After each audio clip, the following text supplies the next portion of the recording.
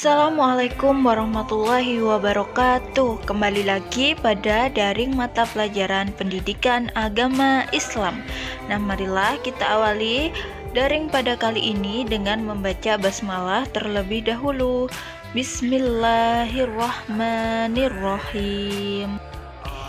Nah, pada daring kali ini kita akan membahas tentang Quran Surat Ali Imran ayat 159 tentang bersikap demokratis.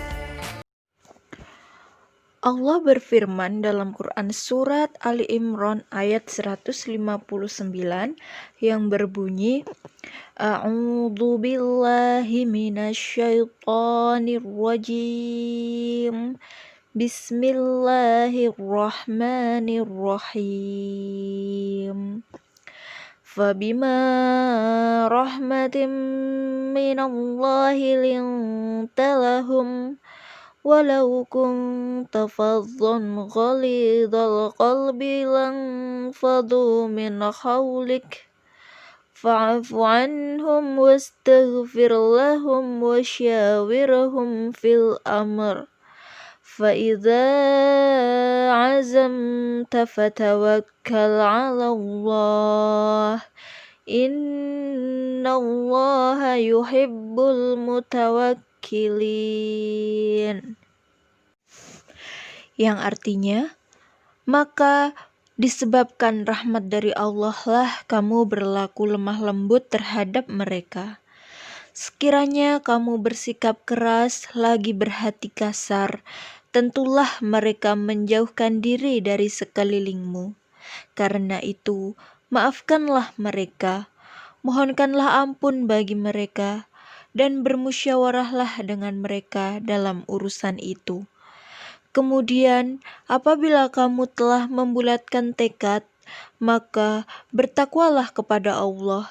Sesungguhnya Allah menyukai orang-orang yang bertawakal kepadanya. Nah, dari ayat tersebut kita dapat mengambil beberapa pesan penting. Di antaranya yang pertama, bagaimana agar kita dapat bersikap lemah lembut. Yang kedua, bagaimana akibat sikap kasar dan berhati keras. Yang ketiga, bagaimana bersikap terhadap orang yang berbeda pandangan dengan kita. Nah, mari kita bahas satu persatu ya. Yang pertama, bagaimana agar kita dapat bersikap lemah lembut? Nah, dalam ayat itu dikatakan bahwa dengan rahmat Allah lah kamu bersikap lemah lembut terhadap mereka. Ada 3 kata penting yang harus kita kaji dari ayat tersebut. Rahmat Allah, bersikap lemah lembut, dan mereka. Rahmat Allah adalah kasih sayang Allah. Kasih sayang Allah ini salah satunya adalah dengan diberikannya panduan untuk kita dalam menjalani kehidupan yang seperti hutan belantara ini. Nah, dunia ini sejatinya seperti hutan belantara yang kita tidak tahu arah, mana yang baik, mana yang buruk jika kita tidak diberikan pedoman, yaitu Al-Quran. Nah, adanya Al-Quran itu membimbing hidup kita. Jadi hidup kita itu akan terarah menuju rahmat dan kasih sayang Allah. Nah, rahmat Allah adalah ajaran Allah. Dengan ajaran Allah atau Al-Quran yang dicontohkan oleh Rasulullah Muhammad, kita akan bisa bersikap lemah lembut terhadap mereka. Siapa mereka? Dalam konteks ayat, mereka yang dimaksud adalah pihak lain yang tidak satu pandang dengan Rasulullah. Dengan konteks kehidupan kita, mereka adalah pihak yang tidak satu pandang dengan kita, baik itu pandangan keyakinan, agama, ekonomi, politik, maupun sosial. Agar kita dapat bersikap lemah lembut kepada orang yang tidak satu pandangan dengan kita, kuncinya adalah kita harus menggunakan ajaran Allah atau rahmat Allah, atau dengan selalu berdoa kepada Allah agar kita mendapatkan rahmat atau kasih sayang Allah. Pesan penting yang kedua yaitu bagaimana akibat sikap kasar dan berhati keras? Nah, sekiranya kamu bersikap kasar lagi berhati keras, tentulah mereka menjauhkan diri dari sekelilingmu. Dalam ayat tersebut dikatakan seperti itu. Dua hal yang menjadi sorotan dalam ayat ini, yaitu bersikap kasar dan berhati keras. Bersikap kasar adalah bersikap dengan cara-cara yang kasar, misalnya membentak, memaksa, menyiksa, dan lain-lain. Berhati keras adalah tidak mau menerima alasan orang lain. Dalam bahasa lain, keras kepala atau kekeh. Akibat dari dua sikap ini, orang lain akan menjauhkan diri dari kita. Teman sejawat, rekan bisnis, jamaah, karyawan, siapapun tidak akan merasa nyaman bekerja sama dengan kita. Akibatnya, dapat kita prediksikan sehebat apapun kemampuan kita, secerdas apapun kita tidak akan pernah bisa berkembang lebih baik karena orang lain akan menjauhkan diri dari kita. Jadi, kita tidak boleh bersikap kasar dan berhati keras. Contohnya, ketika berdakwah, kita tidak boleh memaksakan kehendak kita kepada orang yang akan kita berikan dakwah. Kita tidak boleh berdakwah dengan cara-cara yang kasar. Nah, bagaimana hikmah atau hidayah itu akan sampai di hati mereka jika kita menyampaikan dengan cara-cara yang kasar? Nah, makanya Allah melarang kita untuk bersikap kasar dan juga berhati keras. Nah, pesan penting yang ketiga adalah bagaimana bersikap terhadap orang yang berbeda pandangan dengan kita. Berbeda pandangan dalam kehidupan adalah sebuah keniscayaan.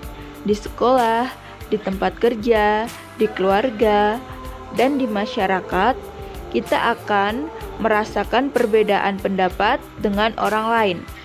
Dalam hati kita dapat dipastikan kita punya keinginan yang kuat agar orang lain satu pendapat atau mengikuti apa yang kita inginkan.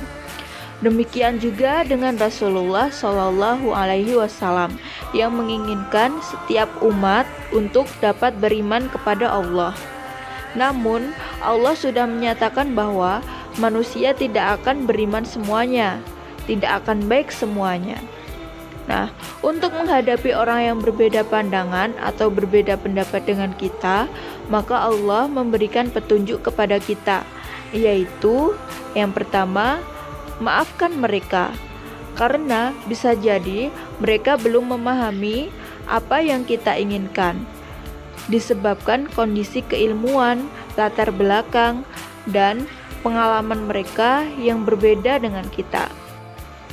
Contohnya, seperti kisah Khalifah Umar bin Khattab. Sebelum Umar bin Khattab menjadi seorang khalifah dan masuk Islam, beliau terkenal sebagai orang yang sangat tegas dan sangat membela ajaran nenek moyangnya. Beliau sebelum masuk Islam menjadi orang yang sangat membenci Nabi dan juga menjadi orang yang sangat menghina agama Islam. Tetapi setelah hidayah telah masuk pada hati beliau menjadi salah satu khalifah yang disegani dan juga yang sangat memperjuangkan agama Islam. Nah, itulah kenapa kita harus memaafkan setiap orang, karena kondisi setiap orang itu dapat berubah-ubah. Yang kedua, mintakan ampun untuk mereka kepada Allah, karena bisa jadi mereka belum diberikan hidayah oleh Allah Subhanahu wa Ta'ala. Yang ketiga, bermusyawarah dalam arti berdiskusi dengan mereka menggunakan cara-cara yang baik, tidak memaksakan kehendak, menerima setiap pendapat mereka. Itulah salah satu cara bermusyawarah yang baik. Yang keempat, tawakal kepada Allah. Jika cara-cara di atas sudah dilakukan, sementara orang yang berbeda pandangan atau berbeda pendapat dengan kita belum bisa menerima kita, sedangkan kita kekeh dengan harapan kita, maka bertawakallah kepada Allah, karena Allah itu Sang Maha Pembolak-balik hati manusia. Serahkan semua urusan kepada Allah, karena segala yang terjadi dalam kehidupan adalah hak prerogatif Allah. Apakah yang dimaksud dengan demokrasi?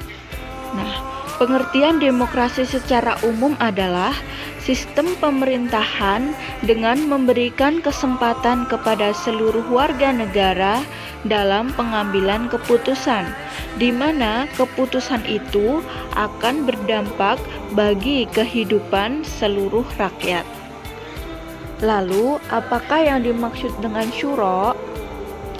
Menurut bahasa, syuro atau yang biasa disebut dengan musyawarah artinya adalah berunding.